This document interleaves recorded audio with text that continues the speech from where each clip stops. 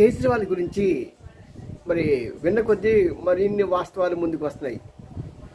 వాస్తవంగా చెప్పుకోవాలంటే కేజ్రీవాల్ అరెస్ట్ ముందు ప్రజలకు ఆయన మీద ఉన్న అభిమానం, ఆ తర్వాత అరెస్ట్ తర్వాత అతని మీద ఉన్న అభిప్రాయాలు రెండు భాగాలుగా మనం చూసుకుంటూ ఉంటాం కదా, క్రీస్తు పూర్వం క్రీస్తు శకమని. అలాగా మరి అరెస్ట్ కానంతసేపు కూడా కేజ్రీవాల్ మీద ప్రజలందరికీ కూడా అతను చాలా న్యాయవంతుడు, ఉత్తముడు అనే అభిప్రాయం కలిగి ఉంది. కారణం ఏంటంటే ఇతని గురించి కొన్ని వాస్తవాలు ఎవరు కూడా పబ్లిక్గా ప్రచురించలేదు.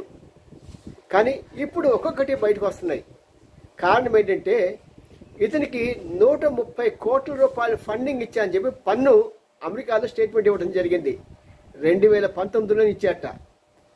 మరి దానికి లెక్కలేవి? పన్ను అంటే ఎవరు? పన్ను అనే అతను ఖలిస్తాన్ ఉద్యమ నాయకుడు. భారతదేశం నుంచి ఖలిస్తాన్ని వేరు చేసి మరో దేశంగా ఏర్పాటు చేయాలని, అదే కాకుండా కెనడాలో ఉన్న భారతీయుల్ని ఆయనకి ఇష్టం వచ్చిన వాడిని, ఆయన పండిన వాళ్ళని ఎలాగంటే అలాంటి అరాచకాలు చేయడానికి సిద్ధపడే వ్యక్తి. అంతేకాకుండా అమెరికాలోను కెనడాలోను కూడా అక్కడ లాబింగ్ చేసి ప్రత్యేక ఖలిస్తాన్ ఉద్యమానికి అందుబాటులోకి మద్దతు తెలపడానికి కృషి చేస్తూ, అంతేకాకుండా ఎలాగైతే టెర్రరిజం ద్వారా సరే ఈ ఉద్యమాన్ని బలపరచాలి, ప్రత్యేక దేశాన్ని ఏర్పాటు చేసుకోవాలి అనే ఒక తలంపుతో ఇతను ఇష్టం వచ్చినట్టు, ఎందుకంటే కెనడాలో సిక్కులు చాలా డామినెంట్ ఫోర్స్, చాలా వ్యాపారాలు చేసిన వాళ్ళు, వారి కనుక ప్రత్యేక రాష్ట్రం ప్రత్యేక దేశం వాళ్ళకి వస్తే వాళ్ళకి అదొక పెద్ద షాన్గా ఉంటుంది. దానికోసం వారు ఇష్టం వచ్చినట్టు చేస్తున్నారు. మరి అలాంటి వ్యక్తితో వీరికి చక్కని సంబంధం కలిగి ఉండటమే కాకుండా 130 కోట్ల రూపాయలు నేను ఫండ్ ఇచ్చానని అతను పన్ను చెప్తున్నాడు. ఇంతేకాకుండా మన లాస్ట్ ఇయర్ జరిగిన రైతుల ఉద్యమానికి బీజేపీ గవర్నమెంట్ వ్యతిరేకంగా ఉంటుంటే దానికి బీజేపీకి వ్యతిరేకంగా నేను సపోర్ట్ చేస్తానని చెప్పి వాళ్ళకి మున్సిపాలిటీ వాటర్ని పంపించడం, కరెంట్ని పంపించడం, అలాగా రకరకాలుగా హెల్ప్లు చేస్తూ దానికి తగినటువంటి ప్రతిఫలాన్ని అతను పొందాడు అన్న సంగతి ఇప్పుడిప్పుడే వాస్తవాలు తెలుస్తున్నాయి. మరి ఈ వాస్తవాలన్నింటిలో నిజం కనుక ఉంది అని కనుక ప్రభుత్వం గ్రహిస్తే మరి ఇక్కడితో కేజ్రీవాల్ జీవితం, రాజకీయ భవితవ్యం అన్నీ కథమేనా? అలాగే అనిపిస్తున్నది.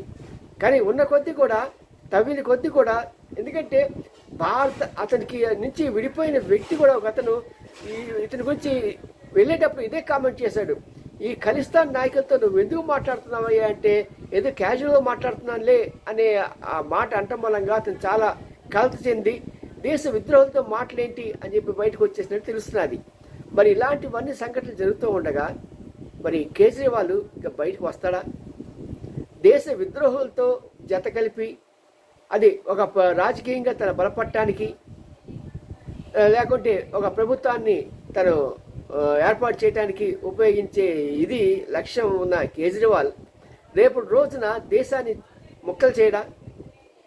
తన రాజకీయ భవితవ్యం కోసం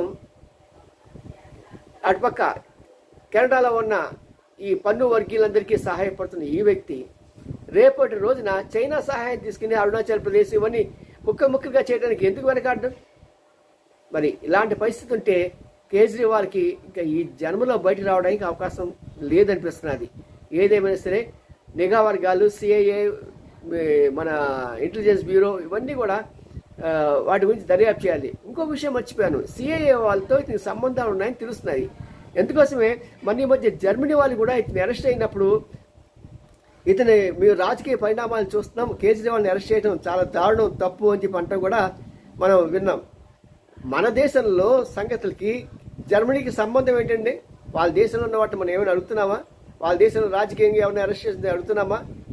మరి అలాంటి మనం అడిగినప్పుడు జర్మనీ వాళ్ళు కనుక మన దేశంలో ఒక ముఖ్యమంత్రిని, కేజ్రీవాల్ లాంటి వ్యక్తిని అరెస్ట్ చేస్తే వాళ్ళు ప్రశ్నించడం ఏంటండి? మన అంతరంగిక విషయం కదా, మన కుటుంబ సమస్య కదా.